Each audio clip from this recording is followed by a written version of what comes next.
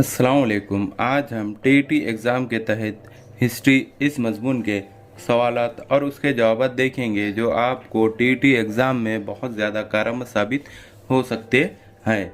इससे पहले की वीडियो में हमने history, psychology, Urdu, math, child development वगैरह बहुत से मज़ामीन के सवालात और उसके जवाब तफसीली तौर पर देखे हैं। उसके साथ साथ बहुत से पेपर सॉल्यूशन भी सॉल्व किए हैं जो आपको बहुत ज़्यादा कारगर साबित हो रहे होंगे।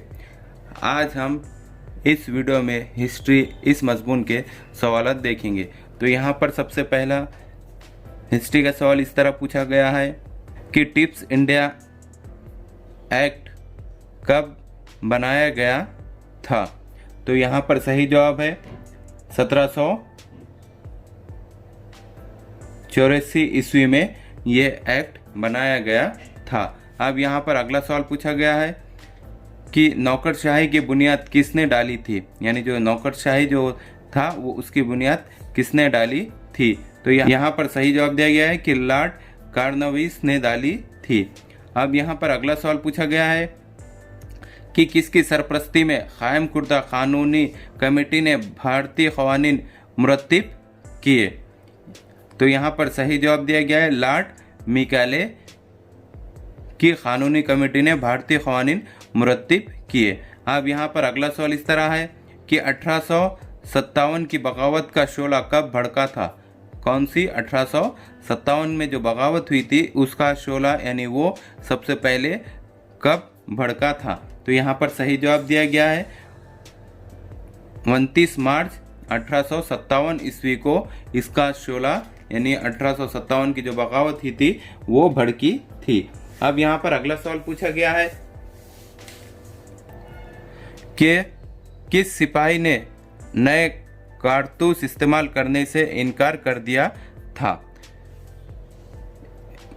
यानी किस सिपाही ने नए कारतूस यानी नए गोलियों का इस्तेमाल करने से इनकार कर दिया था। तो यहाँ पर सही जवाब है मंगल पांडे ने। अब यहाँ पर अगला सवाल पूछा गया है कि 1857 की बगावत का पहला शोला कहाँ भड़का था, यानी जो 1857 की जो बगावत हुई थी वो सबसे पहले कहाँ से शुरू हुई थी। तो यहाँ पर सही जवाब दिया गया है बारकपुर फौजी छावनी से शुरू हुई थी। अब यहाँ पर अगला सवाल पूछा गया है कि बोस्टन की चाय पार्टी का वाक़या कब पेश आया था, यानी जो बोस्टन की जो चाय पार्टी थी वो कब हुई थी। तो यहाँ पर सही जवाब दिया गया है 27 नवंबर 1773 ईस्वी को हुई थी। अब यहाँ पर अगला सवाल इस तरह है कि बोस्टन की चाय पार्टी का वाक़या किस बंदरगाह पर पेश आया था, यानी ये जो वाक़या था चाय पार्टी का वो किस बंदरगाह पर पेश आया था।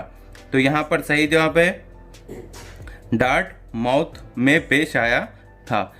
यहाँ पर अगला सवाल पूछा गया है कि बोस्टन का कत्ले आम कब पेश आया था, यानी जो वहाँ पर जो कत्ले आम हुआ था वो कब हुआ था। तो यहाँ पर सही जवाब दिया गया है वो 5 मार्च 1770 ईस्वी में हुआ था। अब यहाँ पर अगला सवाल पूछा गया है कि आज़ादी के वक्त अमेरिका में कुल कितनी रियासतें थी। जब आज़ादी हुई थी तो अमेरिका में कुल कितनी रियासतें थी। तो यहाँ पर सही जवाब है कुल 13 रियासतें थी। अब यहाँ पर अगला सवाल है कि आज़ाद अमेरिका के पहले सदर कौन थे। जो अमेरिका जब आज़ाद हुआ था तो उसके पहले सदर कौन थे। तो यहाँ पर सही जवाब दिया गया है कि जॉर्ज वॉशिंगटन ये अमेरिका के पहले सदर थे।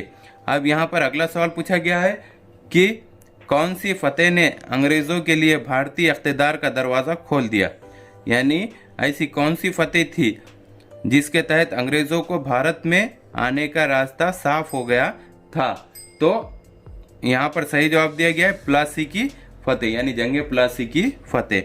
अब यहाँ पर अगला सवाल पूछा गया है कि किस सन तक अंग्रेज पूरे भारत पर काबिज हो चुके थे, यानी किस साल अंग्रेज पूरे भारत पर काबिज हो गए थे। तो यहाँ पर सही जवाब दिया गया है 1818 ईस्वी में अंग्रेज पूरे भारत पर काबिज हो गए थे।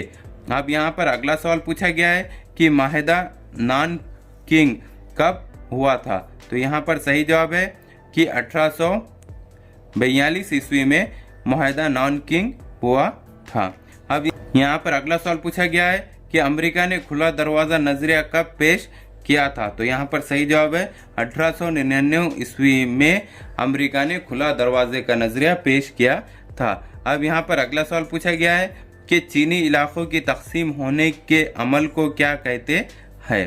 अब चीनी जो इलाके थे उनकी जो तकसीम जो हुई थी उस अमल को क्या कहते हैं? तो यहाँ पर सही जवाब दिया गया है चीनी तरबूज की खाशे कहते हैं, यानी उसको चीनी तरबूज की खाशे कहते हैं। अब यहाँ पर अगला सवाल पूछा गया है कि बॉक्सर बगावत का वाक़या कब रोनुमा हुआ था?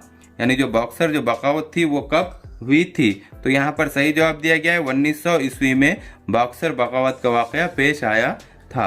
अब यहाँ पर अगला सवाल पूछा गया है कि किस मुल्क को उभरते सूरज का देश कहते हैं? यानी ऐसा कौन सा मुल्क है जिसको उभरते सूरज का देश कहते हैं? तो यहाँ पर सही जवाब है जापान को उभरते सूरज का देश कहते हैं।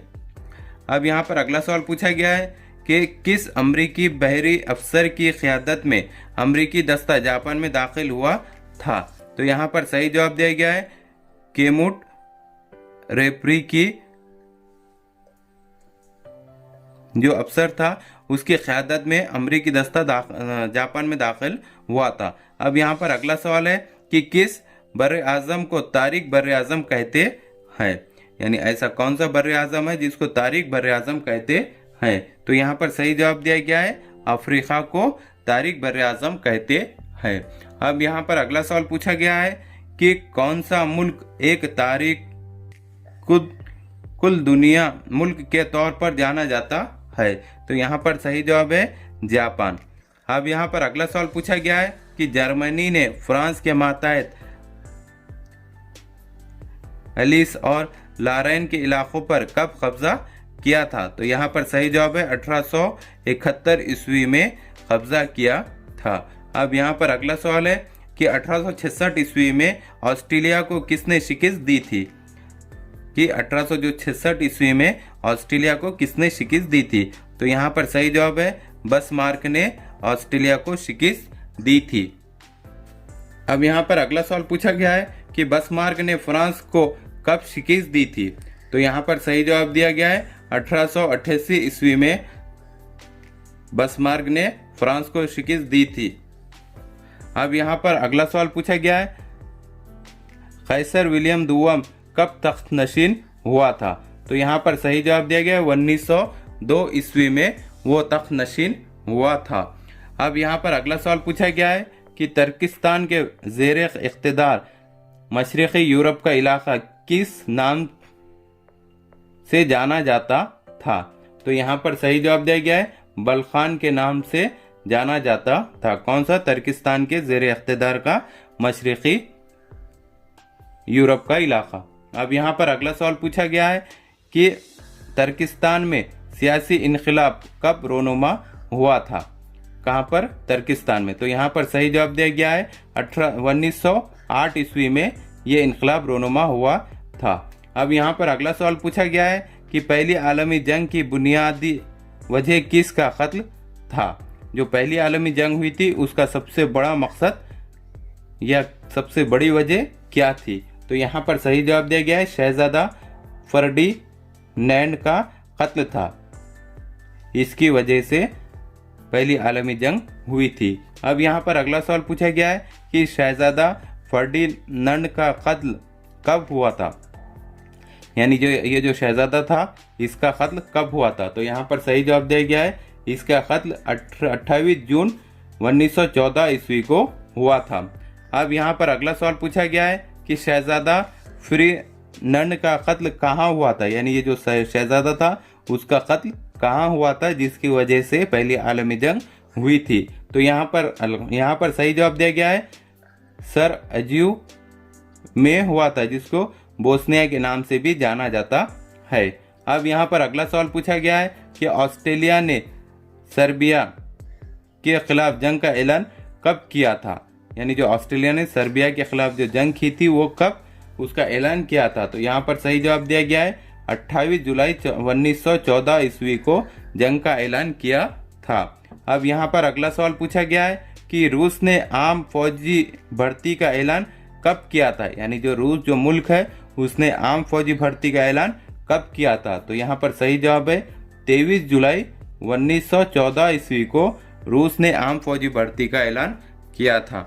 अब यहाँ पर अगला सवाल पूछा गया है कि अमेरिका ने जर्मनी के खिलाफ ऐलान जंग कब किया था। जो अमेरिका थी उसने जर्मनी के खिलाफ ऐलान जंग कब किया था। तो यहाँ पर सही जवाब दिया गया है कि 6 अप्रैल 1917 ईस्वी को किया था।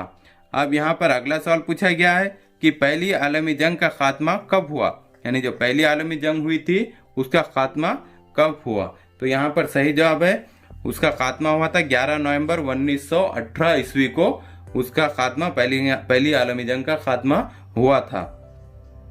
अब यहाँ पर अगला सवाल पूछा गया है कि किस माहदे के तहत पहली आलमी जंग का खात्मा हुआ था, यानी ऐसा कौन सा माहदा था जिसके तहत पहली आलमी जंग का खात्मा हुआ था। तो यहाँ पर सही जवाब दिया गया है माहदे अल्तवेद जंग का माहदा जो था उसके वजह से पहली आलमी जंग का खात्मा हुआ था। अब यहाँ पर अगला सवाल है कि मजलिस अक़वाम का क़याम कब अमल में आया, कि जो मजलिस अक़वाम जो थी उसका क़याम कब अमल में आया। तो यहाँ पर सही जवाब है कि 1920 में इसका क़याम अमल में आया। अब यहाँ पर अगला सवाल पूछा गया है कि कम्युनिज्म का बानी कौन था, जो कम्युनिज्म जो है उसका बानी कौन था। तो यहाँ पर सही जवाब दिया गया है कि उसका बानी कार्ल मार्क्स था। अब यहाँ पर अगला सवाल पूछा गया है कि कार्ल मार्क्स कहाँ का रहने वाला था, यानी जो कार्ल मार्क्स है वो कहाँ का रहने वाला था। तो यहाँ पर सही जवाब है कि वो जर्मनी का रहने वाला था। अब यहाँ पर अगला सवाल पूछा गया है कि कार्ल मार्क्स और फ्रेडरिक एंगिस ने कौन सा मंशूर तरतीब दिया था। तो यहाँ पर सही जवाब दिया गया है कि कम्युनिस्ट मंशूर तरतीब दिया था ये दोनों ने मिलकर। अब यहाँ पर अगला सवाल पूछा गया है कि रूस में इनकलाब से पहले किसकी हुकूमत थी, जो रूस में जो इनकलाब आया था उससे पहले किसकी हुकूमत थी। तो यहाँ पर सही जवाब दिया गया है कि जब रोमियोनोव ख़ानदान की हुकूमत थी। अब यहाँ पर अगला सवाल पूछा गया है कि रशियन सोशल डेमोक्रेटेड लेबर पार्टी का क़याम कब हुआ। तो यहाँ पर सही जवाब दिया गया कि इसका क़याम 1898 ईस्वी को हुआ। अब यहाँ पर अगला सवाल पूछा गया है कि लीव टॉल्स्टॉय और दोस्तोयेव्स्की कहाँ के रहने वाले थे। तो ये दोनों रूस के रहने वाले थे। अब यहाँ पर अगला सवाल है कि किस दिन को रूस में खून आलूदा इतवार के नाम से याद किया जाता है। तो यहाँ पर सही जवाब दिया गया है कि 22 जनवरी 1905 को रूस में खून आलूदा इतवार के नाम से याद किया जाता है। अब यहाँ पर अगला सवाल है कि बोल्शेविक रहनुमा लेनिन रूस कब वापस आया था। तो यहाँ पर सही जवाब दिया गया कि वो अप्रैल 1917 में वापस आया था। अब यहाँ पर अगला सवाल पूछा गया है कि लेनिन का इंतकाल कब हुआ। तो यहाँ पर सही जवाब दिया गया कि उसका इंतकाल जनवरी 1924 ईस्वी को हुआ।